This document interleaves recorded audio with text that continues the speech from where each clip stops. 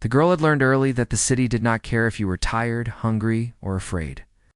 Every morning before the sun fully rose, she stepped out of the small, broken room she shared with two other families and walked toward the old market. Her feet already ached before the day began, but she never complained. Complaining did not fill an empty stomach. The market was always loud. Vendors shouted, prices, carts rattled over cracked roads, and the smell of spices mixed with smoke and dust. To some people, it was chaos. To her, it was survival. She cleaned stalls, carried bags, and sometimes helped old shopkeepers count change. On good days, she earned enough to buy bread and tea. On bad days, she slept hungry and told herself tomorrow would be kinder. She wore the same faded clothes every day. They were clean but old, washed so many times the color had almost vanished. Her hair was tied back in a simple way, not for beauty, but so it wouldn't fall into her eyes while working. People rarely looked at her face. To most, she was just another poor girl moving through the crowd. That afternoon, the market was more crowded than usual. A festival was coming, and people were rushing to buy gifts and decorations.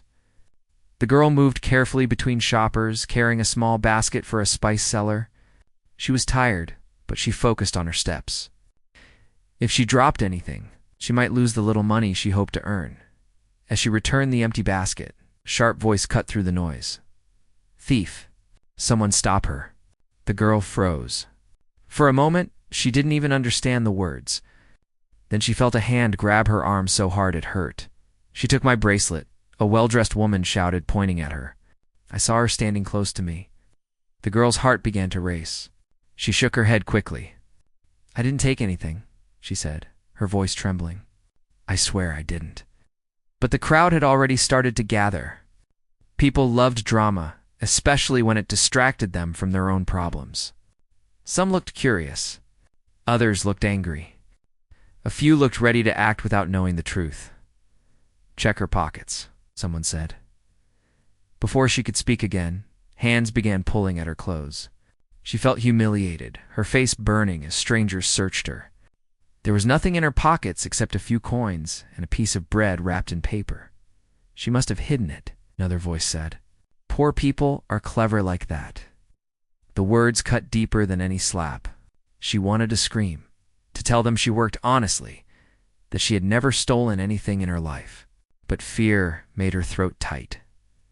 "I didn't steal," she said again, softer now, almost begging.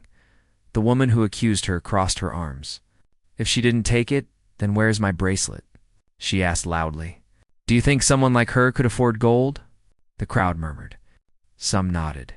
Assumptions were easier than thinking. A man pushed forward and grabbed the girl's shoulder. "Tell the truth," he said harshly, "before things get worse." Her legs felt weak. She looked around, hoping to see one person who believed her. But most eyes were cold or doubtful. A few shopkeepers she had helped before stood silent, afraid to get involved. Someone shoved her from behind. She stumbled and almost fell. "That's enough," another voice said. "We should teach her a lesson so she never steals again." Fear spread through her body like fire. She had seen this before. She knew how quickly anger could turn into violence. "I didn't do it," she cried, tears running down her face. "Please, let me go. I have nothing." But the crowd had already decided who she was. To them, she was no longer a person. She was an example. They pulled her toward a narrow street beside the market. The noise of the crowd grew louder, then quieter, as if the world itself was closing in on her. She felt hands pushing, pulling, shouting. Someone slapped her. Someone else kicked dust toward her face. In the middle of all this, she noticed something strange. A man stood a little distance away, not shouting, not moving with the crowd. He was dressed simply, but there was something calm about him. His eyes followed everything closely, as if he were watching a story he already understood. She didn't know why, but for a brief second their eyes met. She saw no anger there, only focus.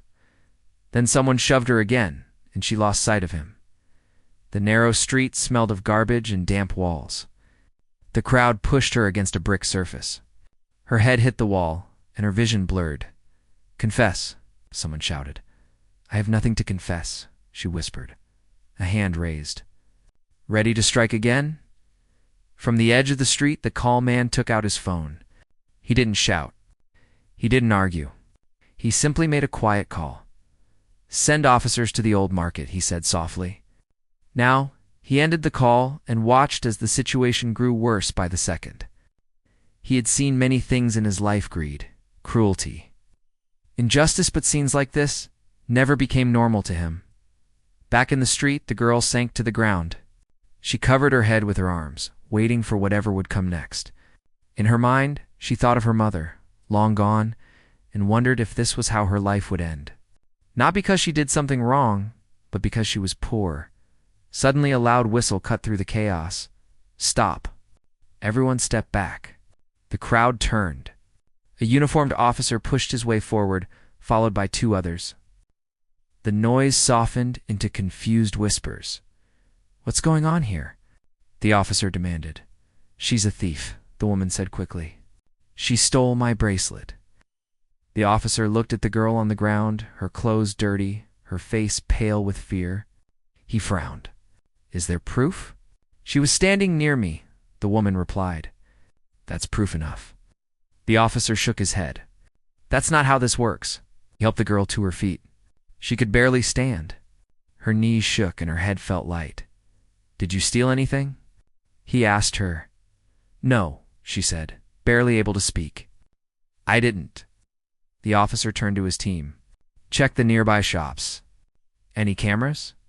A shopkeeper slowly raised his hand. "I have one," he said. "It points toward the street." They all moved toward the small screen inside the shop. The crowd followed, suddenly quiet. The footage played slowly. People leaned in. The girl watched, holding her breath. On the screen, the woman could be seen adjusting her bag. A few moments later, another hand, someone else's, slipped close and quickly moved away. The girl stood a few steps away, busy tying her shoe. The truth was clear. The officer paused the video. "She didn't take anything," he said firmly. The crowd fell silent. The woman's face changed. That video must be wrong," she said, stepping back. The officer looked at her sharply. "We will investigate further. For now, you should leave." Some people lowered their eyes. Others slowly drifted away, as if nothing had happened. The girl stood there, shaking. No one apologized. No one met her eyes. From across the street, the calm man watched her take her first free breath of the day. He didn't approach her. He didn't say a word. He simply turned and walked away, disappearing into the crowd. The girl didn't know it yet, but her life had just reached a turning point, and the man she never met would soon change her fate in ways she could never imagine. The girl did not return to the market that evening. After the crowd slowly disappeared, she stood alone near the small shop, her body weak and her mind numb. The officer told her she was free to go, but his words felt distant, like they belonged to someone else. Freedom did not feel real when fear was still holding her from the inside. She walked away slowly, her steps unsure. Every sound made her flinch. A cart rolling over stones sounded like shouting. Laughter from nearby shops felt sharp and unkind. She kept her head down, hoping no one would recognize her, hoping no one would stop her again. By the time she reached the narrow lanes near her shelter, the sun was already low. The sky was turning orange, but she barely noticed. Her arms ached. Her back hurt. There were marks on her skin that would turn dark by morning. But the pain inside her chest was worse. It was heavy and confusing. When she pushed open the weak wooden door of the room, the others inside looked up in surprise. They had expected her back hours ago. "What happened?" one of the women asked, seeing her face. The girl tried to speak, but the words wouldn't come. She simply shook her head and sat down in the corner. After a moment, she lay down on the thin mat and turned her face to the wall. She did not cry. She felt too empty for tears. That night, sleep did not come easily. Every time she closed her eyes, she saw angry faces. She heard voices calling her a thief. She felt hands pulling her again. When she finally slept, her body jerked awake again and again. Before dawn, she sat up. The room was quiet. Everyone else was still asleep. She looked at her hands in the low light. They were rough, cracked, and slightly swollen. These hands had worked honestly every day of her life. Yet they had been treated like they carried guilt. She wondered if this was how the world truly saw her. Not as a person, but as a problem. When morning came, she did not go out. She stayed inside, listening to the sounds of the city waking up. Usually those sounds pushed her to move, to work, to survive. But that day, fear held her back. At the market, people talked about the incident. Some exaggerated it. Some laughed. Some blamed the girl for being in the wrong place. The truth had already started to bend. Across the city, in a quiet office high above the noise, the man who had made the phone call stood near a wide window. From there, the streets looked small and distant.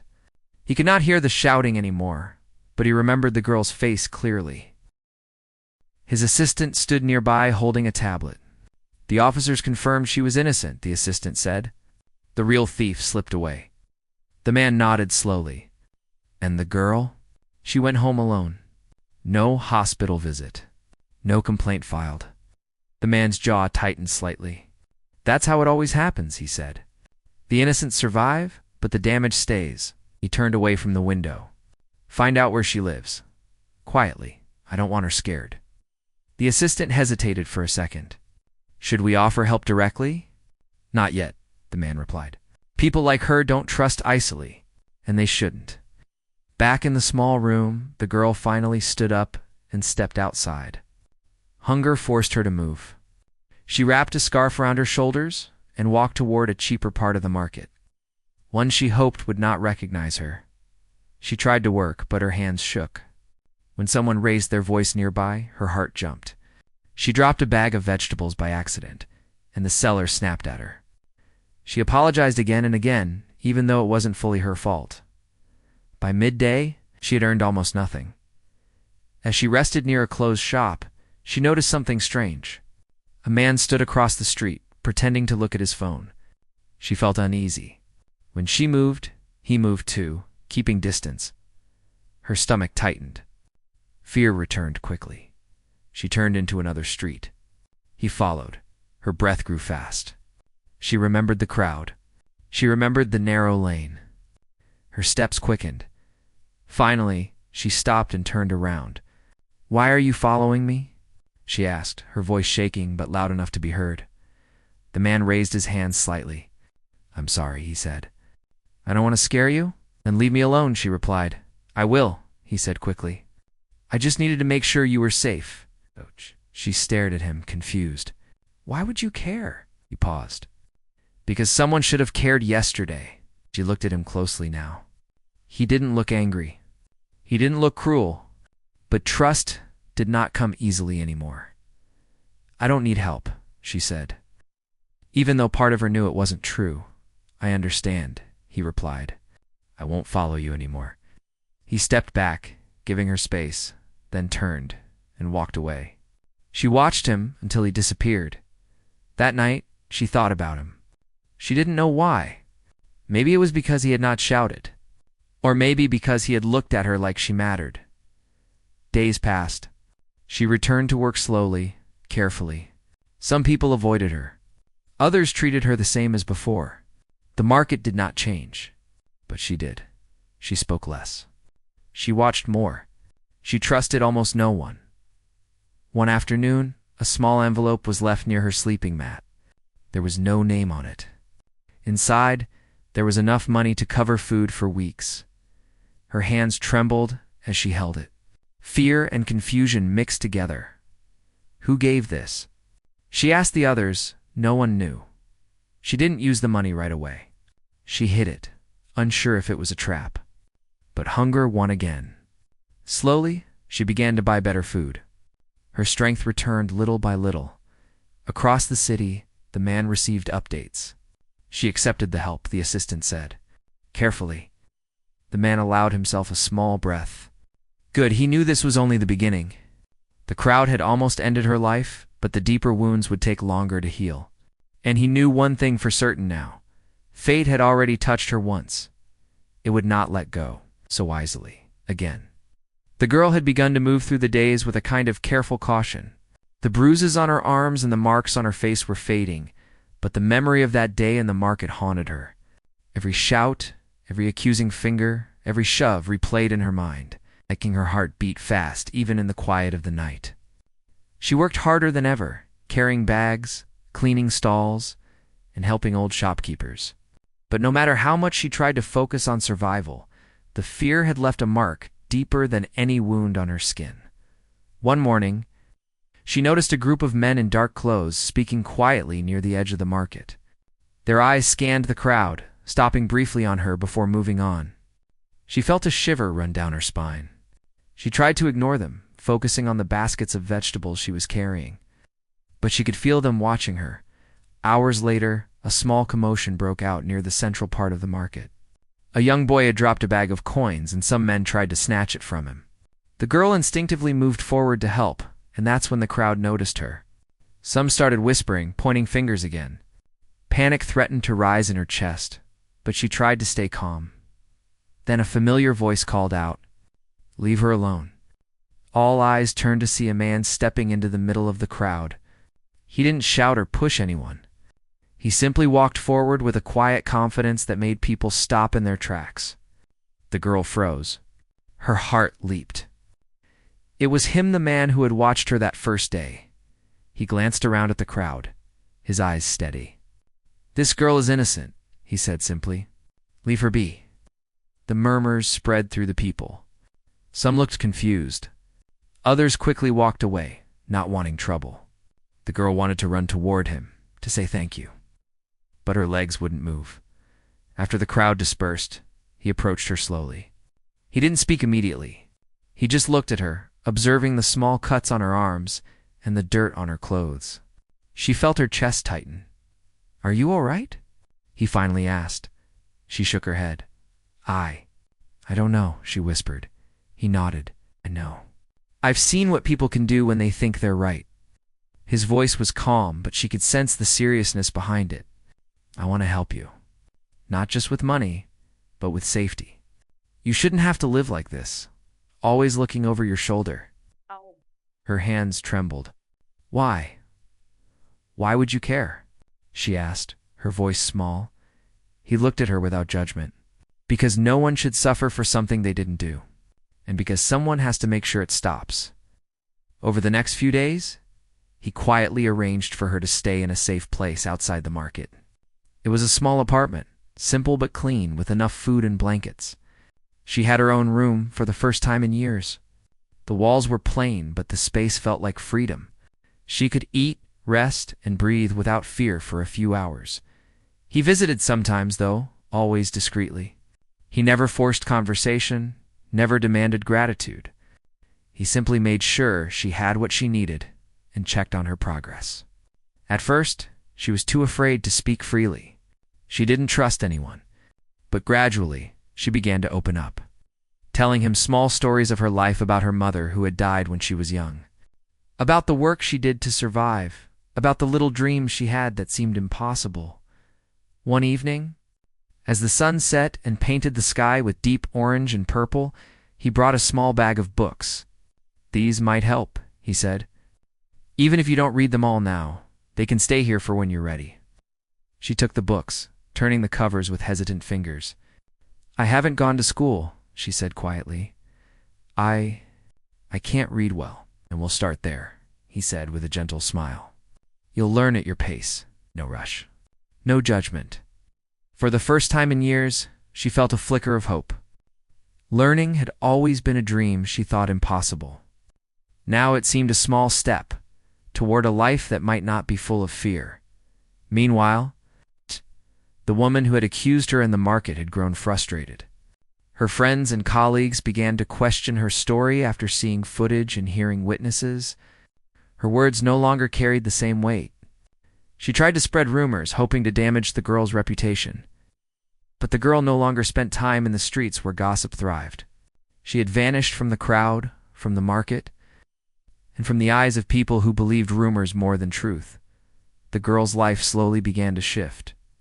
She learned to read and write, starting with simple words, then sentences, and finally small stories. Each day, she practiced diligently, sometimes with the man observing quietly from the doorway, other times alone. She felt a sense of pride she hadn't known existed. Learning was not just knowledge, it was freedom from fear, from ignorance, from helplessness. One afternoon, she noticed a small envelope slipped under the door. Inside was money, more than she had ever held at once. But alongside it was a note. Do not spend it all at once. Use it wisely. Your safety and growth matter more than anything else. She realized the man was not just giving her money, he was giving her the chance to live differently. To survive not just through labor, but through intelligence and careful steps. She felt gratitude, though she did not fully understand it. Gratitude was confusing when paired with fear and shame, but it existed quietly in her chest. Weeks turned into months. The girl began to walk outside without panic. She still watched for danger, still kept her eyes open for the people who might hurt her, but she moved with more confidence. She began to interact with a few kind shopkeepers in the area, offering help in exchange for food and small coins. Though now she did it more on her own terms. The man continued his quiet guidance. He arranged for a tutor to help her with schoolwork, someone patient and understanding who taught her not only reading and writing, but also basic math and problem solving. She excelled quickly, motivated by a desire not to be vulnerable again. Knowledge became her shield, her armor against a world that had once tried to destroy her for no reason. One evening, as rain fell gently against the window, the girl sat by the small table in her apartment, writing for the first time in a notebook. The words were clumsy, uneven, and sometimes wrong, but they were hers. Each word was a small victory, a reminder that she had survived, that she had a voice, and that one day that voice might be heard. The man watched from the doorway, smiling faintly. He had seen fear, suffering, and cruelty in his life. But watching her grow, seeing her take small steps toward freedom, brought him a quiet satisfaction he rarely allowed himself to feel. He knew the road ahead would not be easy. The world could still be cruel. People could still judge and attack without reason. But for now, she was safe, and that mattered more than anything. As the days passed, the girl began to dream again. She dreamed of a life where she could help others like her, where children would not have to fear false accusations, where survival did not mean hiding in shadows. And though she did not know it yet, her dreams were slowly becoming possible. Because one quiet man, unseen by most, had chosen to intervene. One act of kindness, one secret intervention, had begun to change the course of her life. Her fear did not vanish overnight, and she did not forgive easily. But with each passing day, she felt a strength growing inside her, a resilience born from survival, from careful learning, from the knowledge that someone believed in her, even when the world had turned its back. And so, as the city moved on with its noise, its chaos, and its indifference, the girl quietly built a new life, one page at a time, one lesson at a time, one careful step at a time. She had survived the crowd, the false accusation, and the fear that had tried to consume her. Now, she was learning to survive herself, to trust herself, and to prepare for the future she had always dreamed of, but never imagined she could reach. The man who had watched her from the shadows continued to do so, quietly guiding, quietly protecting, never seeking recognition. In his eyes, the world could still be cruel, but sometimes unseen acts could change a destiny, and he had chosen to change hers. The girl, unaware of the full extent of his influence, simply felt a growing sense of hope. Hope that perhaps life was not entirely unfair. Hope that perhaps one day she would live without fear. And hope that maybe, just maybe, she could help someone else who had suffered as she had. Passing forward the quiet kindness that had changed her fate, the girl had begun to adjust to a life she had never imagined possible. The small apartment she lived in was modest, but it felt like a palace after the cramped, noisy room she once called home. Every morning she woke to sunlight filtering through the window, small warmth on her face that seemed impossible a few months ago. She learned to cook simple meals with the ingredients she bought from the market, each one carefully chosen to stretch the small amount of money she had. It was not wealth, but it was enough, and for the first time, enough felt safe. She spent her mornings studying. Her tutor arrived every day, patiently guiding her through lessons in reading, writing, and math. Sometimes she struggled, especially with words she had never seen before, or numbers that seemed impossible to hold in her mind. But each day she improved. Slowly, carefully, she began to understand that knowledge was a kind of power that no one could take away. Power that could protect her, and perhaps even others, even as she learned. She remembered the fear that had chased her through the streets. It had not left her completely. The memory of the crowd, the shouts, the hands that had grabbed hurt stayed, sometimes rising up in sudden moments, making her heart race and her stomach tighten, but she refused to be controlled by it. She forced herself to walk to the market, to buy supplies, to interact with people, to live without hiding. The man who had helped her continued to remain in the background. He did not seek attention or gratitude. He never asked her to do anything, never made her feel small or indebted. Instead, he quietly made arrangements for her safety, ensuring that the apartment remained private, that she had access to the tutor, and that she could live without fear of harassment one day. As she was returning from the market with a small basket of food, she noticed a commotion near the edge of the street. A child had fallen into a shallow canal, struggling to stay afloat.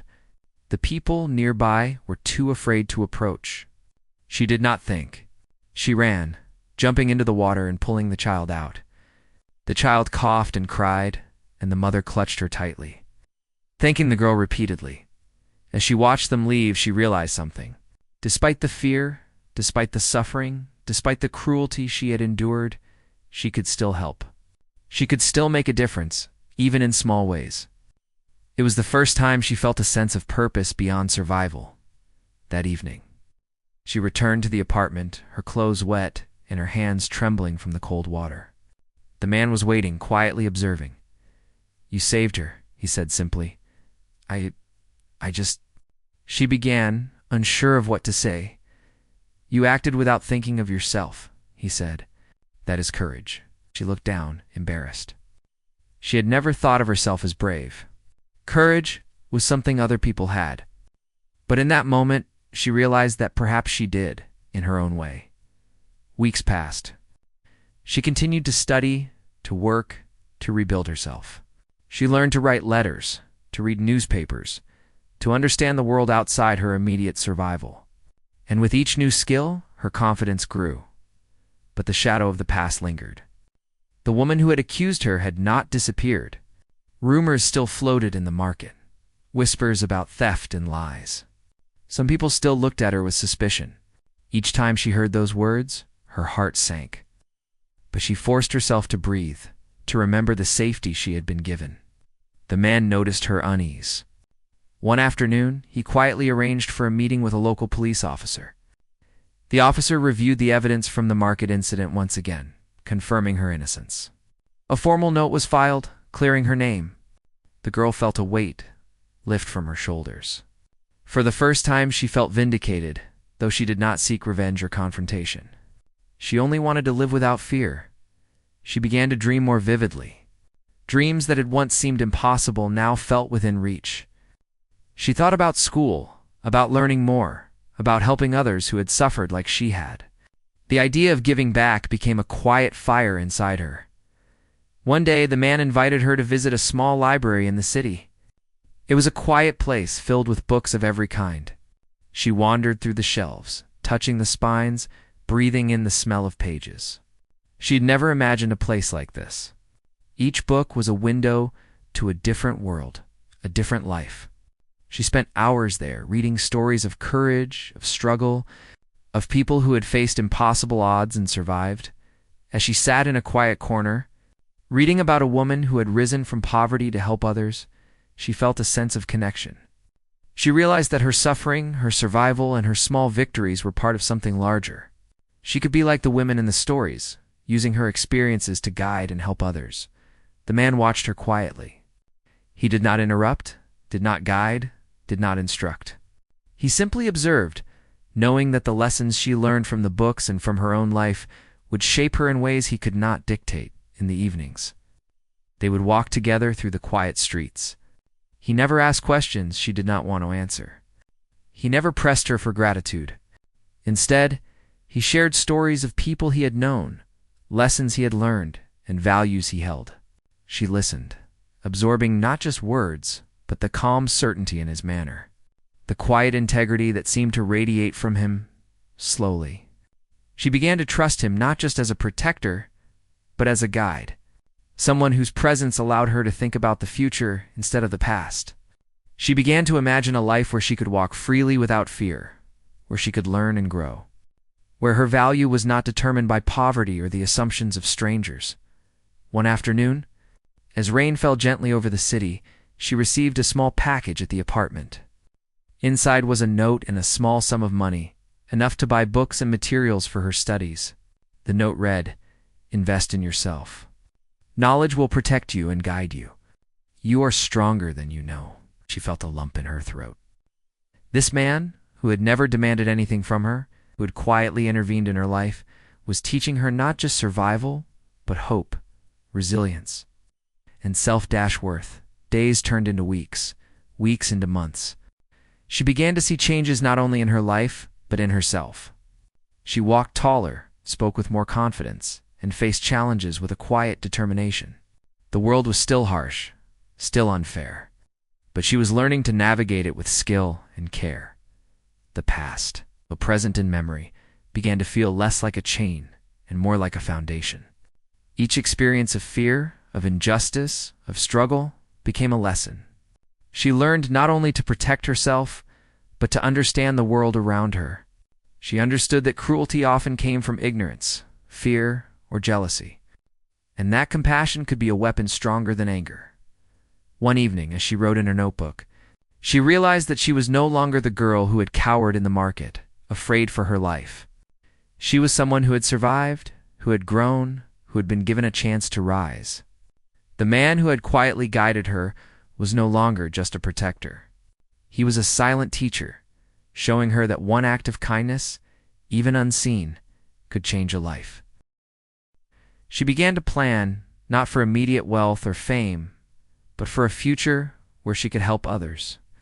She imagined a place where children and young people like her could learn, grow, and find safety.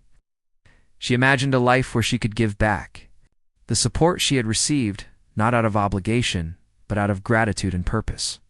And as she imagined this future, she felt something she had not felt in a long time: peace. Not complete, not permanent, but a quiet assurance that she was no longer entirely at the mercy of the world. She had allies, knowledge, and courage. She had a chance to live differently. The man continued to watch quietly, allowing her space to grow, allowing her to make choices, allowing her to become herself. He knew that real change could not be forced. It had to come from within. And she was beginning to change, quietly, steadily, courageously. Her life was still fragile in some ways. She still remembered the fear, the pain, and the injustice. But she also remembered the kindness, the guidance, and the opportunity she had been given. The balance between the two created a new strength inside her, a resilience that would carry her forward. And so, in the quiet apartment, surrounded by books and notes, and the small comforts she had earned through patience and courage, the girl began to rebuild not only her life, but her identity. She was learning that survival was not just about avoiding harm, but about growing, learning, preparing for the life she had always dreamed of, even when that dream had seemed impossible. She no longer simply endured. She began to thrive, step by step, lesson by lesson, day by day.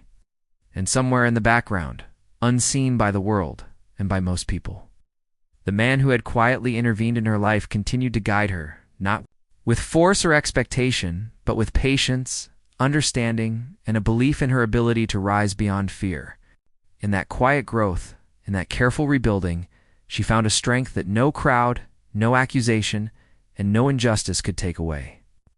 She discovered that even after the deepest suffering, life could offer opportunity, guidance, and hope. She knew deep down that her story was not yet finished. it was only beginning. The girl had changed more in the past year than she had in all the years before. The small apartment that had once seemed like a temporary refuge had become a home. She had learned to cook, to read, to write, to solve problems, to face the world with a careful confidence she had never known.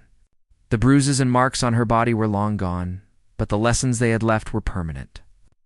She carried them quietly, like a map to guide her through life's dangers. She often thought about the market, about the day the crowd had turned against her for something she had not done. The memory no longer made her want to hide. Instead, it reminded her why she had to grow strong.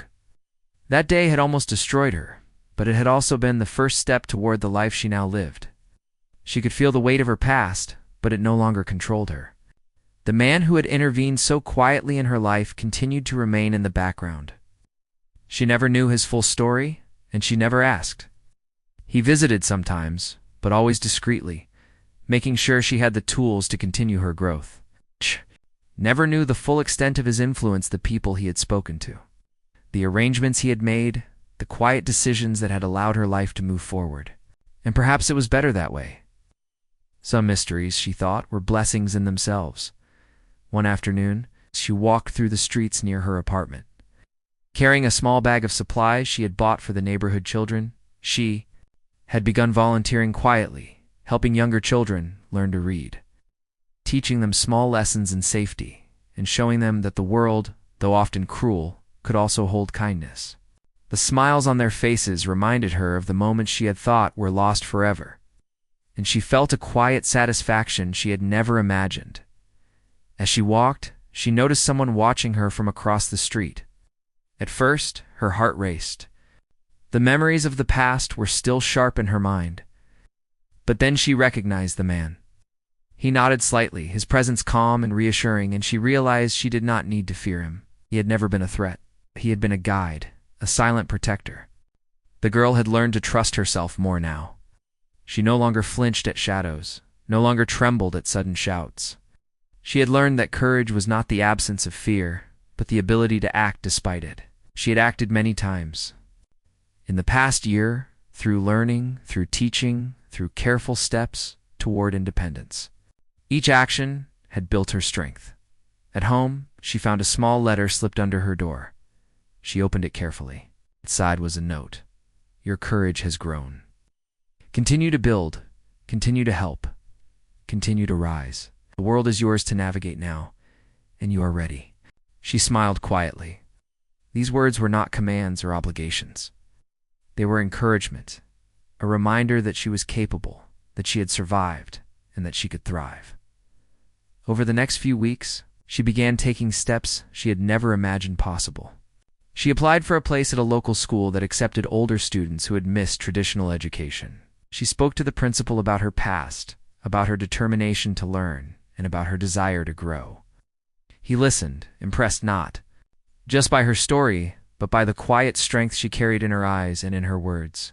She began attending classes, moving from one small victory to the next. Learning mathematics, science, literature, each subject opened doors she had never known existed.